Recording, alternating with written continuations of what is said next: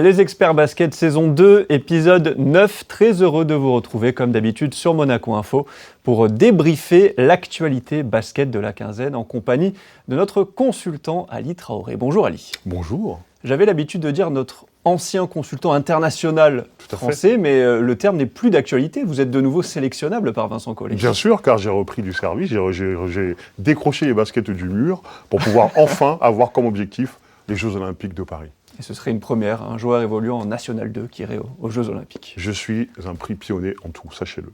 Après Londres, peut-être Paris 2024 pour Ali Traoré. Mais avant cela, on va débriefer l'actu basket.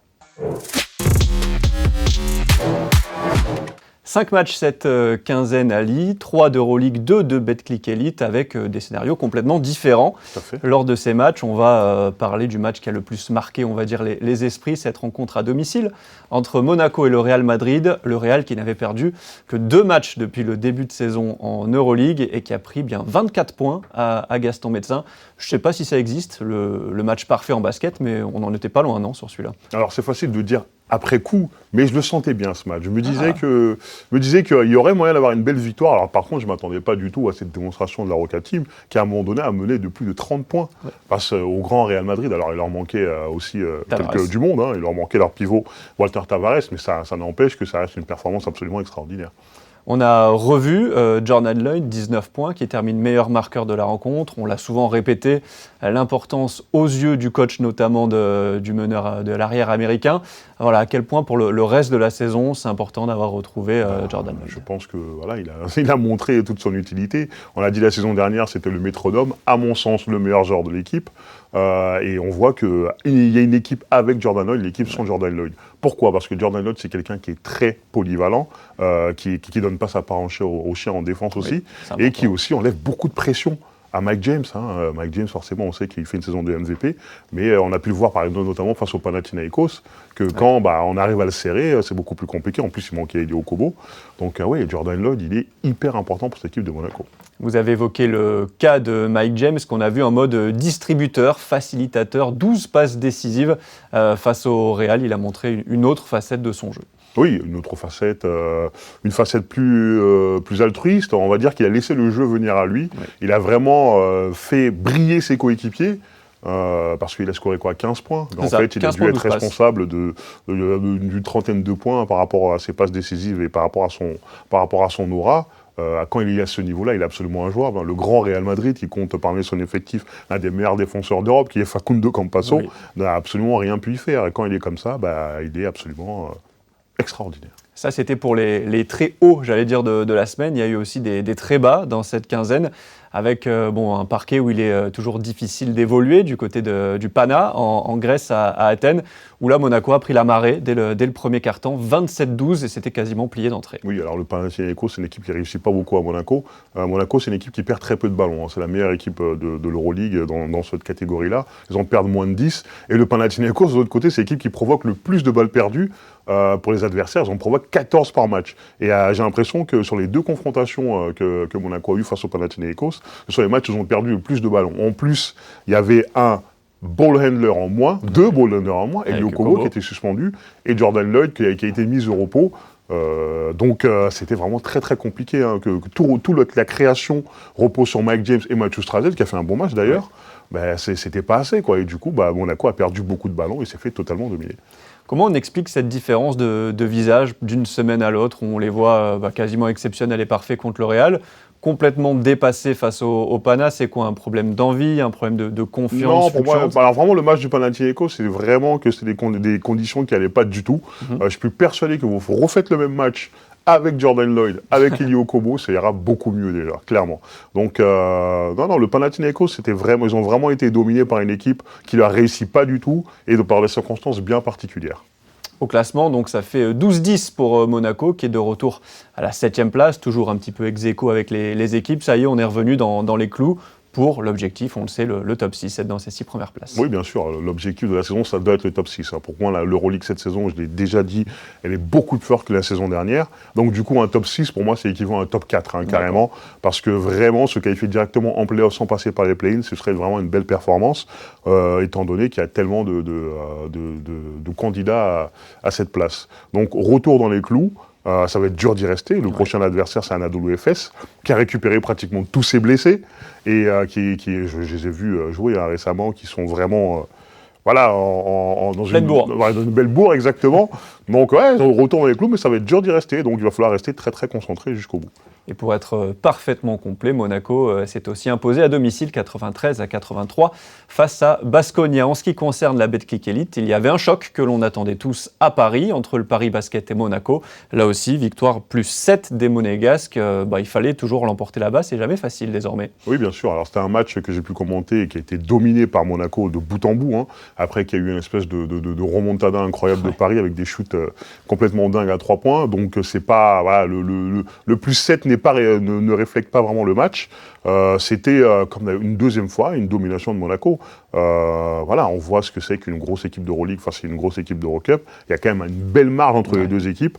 Et c'était un match très plaisant à suivre. Mais pour l'instant, Monaco ne devrait pas trop s'inquiéter de Paris.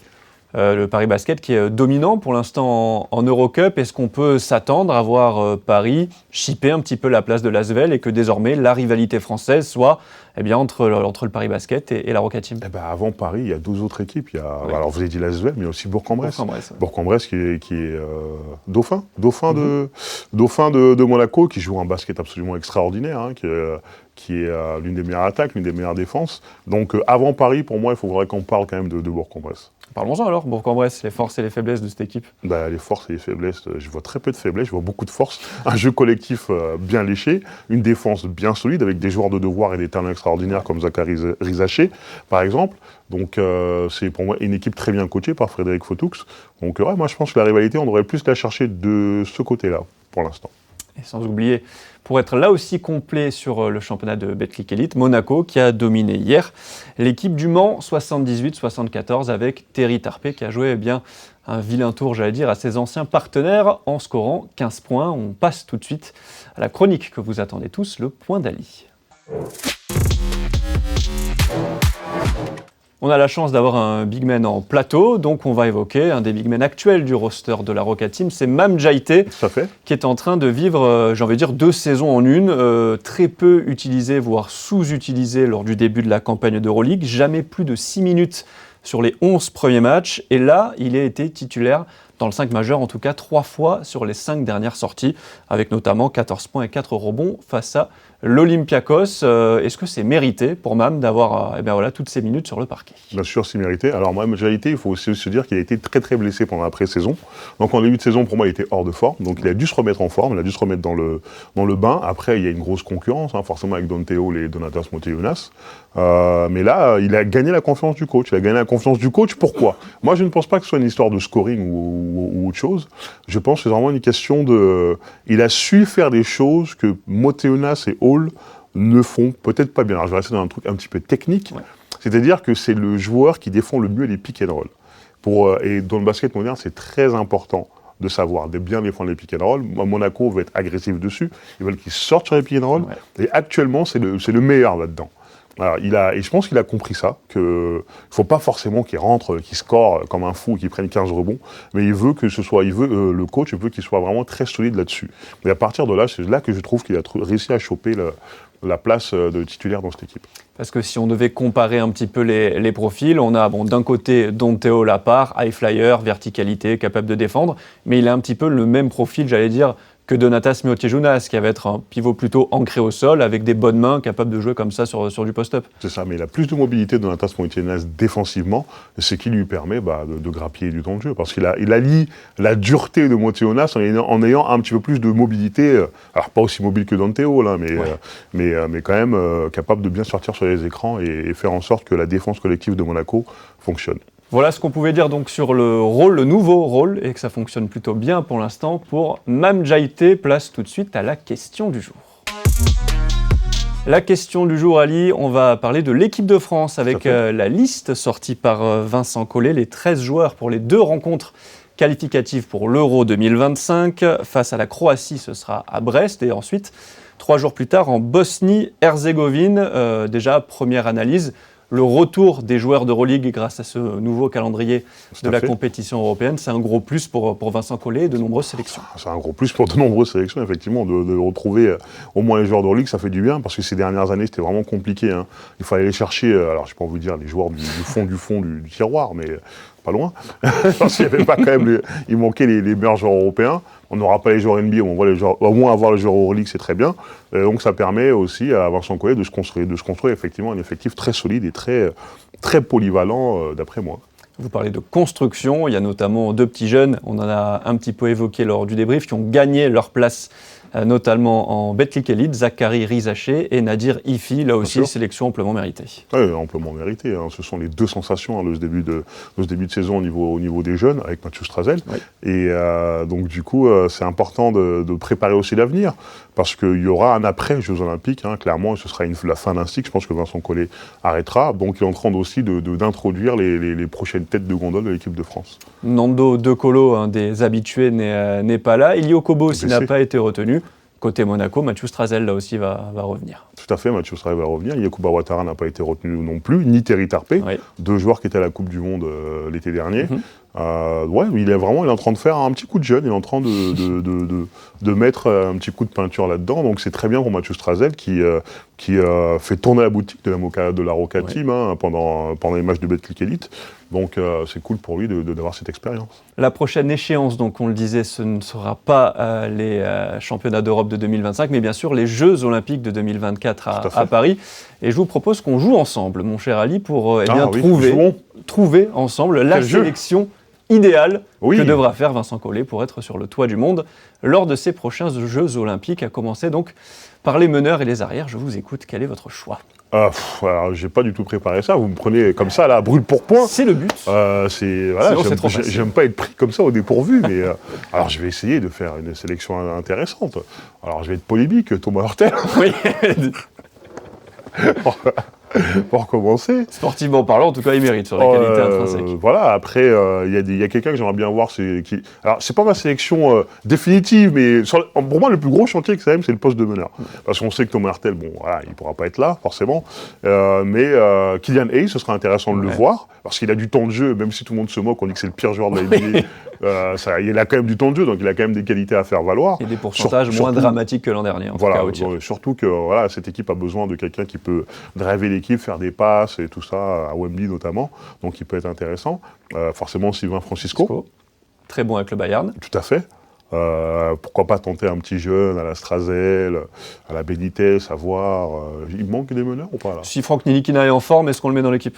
Oui, mais après Franck Nilikina, moi j'ai le même problème qu'avec Evan Fournier, c'est que il joue pas quoi. Franck Nilikina, il joue un match tous les 15 ans et à chaque fois il joue en équipe de France, il est blessé. Donc à un moment donné, moi j'ai besoin qu'il ait un petit peu de rythme en club aussi par rapport à ça. Donc oui, Franck Nilikina dans un monde idéal, oui. Mais, il avait été très bon lors des dernières fenêtres, avant de se blesser justement. Oui, ce serait bien qu'il ait du temps de jeu et qu'il retrouve un petit peu de rythme, effectivement. Si c'est le cas, oui, effectivement, Franck Nilikina. Et Andro Albissi. Oui. Andro Albissi qui a été sélectionné. L'éternel soldat. Je pense qu'Andro Albissi peut être intéressant aussi. Donc à voir avec ces joueurs-là. Là, j'ai pas de réponse définitive sur le poste de meneur, en tout cas. On passe sur les postes 2-3 à la base arrière et les ailiers. Il y a là aussi des monégasques potentiellement qui peuvent être sur la fin de la liste pour intégrer cette équipe ou pas pour vous ? Notamment, je pense à Yacouba Ouattara. Alors pour moi, je pense que maintenant, cette année, Vincent Collet va partir vraiment il voudra vraiment les 12 meilleurs. Okay. Dans le sens où il ne voudra pas de joueurs de devoir pour faire le complément. Il veut partir avec les 12. Donc à mon sens, je pense que pour Yac, c'est un peu compliqué. Okay. Il y a pareil pour Terry Tarpey. Donc moi, je pense que les joueurs de devoir, c'est un peu fini. Donc je partirais forcément dans le dos de Colo, même s'il y en a qui disent qu'il est cramé, mais moi je vous dis que s'il est avec un bon meneur à côté, il peut toujours être très important dans les Money Time notamment. Evan Fournier, à voir s'il change de franchise et qu'il puisse jouer, retrouver du temps de jeu. Il quitte le fond du placard de New York. Voilà, là, pour le coup c'est le fond du placard. Forcément, donc déjà, c'est avec ces deux-là, c'est bien. J'aimerais bien qu'on tente aussi Bilal Koulibaly. Oui. Bilal Koulibaly qui fait une très bonne saison en rookie aux Wizards. Moi je pense qu'il a une grosse place à prendre à ce poste-là. Timothée Luwawu-Cabarrot, c'est trop on juste. On considère comme un 2 ou un 3 ? Un 3 plutôt. Si on considère comme un 3, oui, je veux bien voir TLC aussi dans cette équipe. On passe à la suite, on continue sur les postes. Poste 3-4 désormais. Quel est le joueur que vous mettez en premier dans... Alors déjà, on a parlé de TLC. Ensuite, en 3, il y a qui comme ailier en Charles France? Cahudi, c'est fini, c'est trop tard. Charles Cahudi, c'est bon. Hein. Il a fait ce qu'il faut. Quand même, hein. Sur les vétérans, Nico Batum qui peut jouer 3-4, ça voilà, on le coche direct. Nico, bah oui, Nico forcément. Nico qui retrouve beaucoup de responsabilités, de temps de jeu dans le jeu à Philadelphie. Il a beaucoup de temps de jeu. Il est vraiment dans son rôle de glue guy avec des superstars comme Tyrese Maxey et Joel Embiid. Donc c'est super intéressant, clairement. Poste 4, bon, on va pas se fatiguer longtemps. Hein. Oui. Gershoni Abouzele et Wembanyama que tu peux utiliser en 5 de temps en temps. Je pense que là, c'est carré. Et la guerre des postes 5, parce que là aussi on parlait des meneurs, mais on a un sacré vivier sur ce poste-là. Il y a du choix, Le Sort, Poirier, Fall, Gobert. Gobert en titulaire, parce que là il fait une saison de meilleur défenseur de l'année en NBA. C'est le pivot titulaire de la meilleure équipe actuellement, qui est numéro 1 à l'Ouest. Les Wolves, donc Gobert incontournable. Et ensuite, maintenant, tu choisis. Tu choisis entre Le Sort, Poirier, Fall. Il m'en manque un autre ou pas? Ali Traoré, si on continue à avoir des grosses performances en National 2. Qui a toutes ses chances, bien sûr. Si Vincent Collet regarde cette émission quand elle sera en ligne, Vincent, Ali est candidat pour retrouver son poste. Vincent, call me coach. Ali, merci beaucoup d'être venu encore une fois pour débriefer cette actualité basket. Merci à vous. En tout cas, le message est passé. Vous êtes prêts pour les Jeux affûtés, pour une deuxième Olympiade. Affûté, c'est un grand mot. Il vous reste quelques mois encore. Il me reste encore quelques mois. C'était un plaisir en tout cas de vous avoir ici en plateau. Et on se retrouve dans 15 jours pour reparler basket la semaine prochaine. Vous le savez, vous retrouvez les experts football autour de Christophe Pacaud.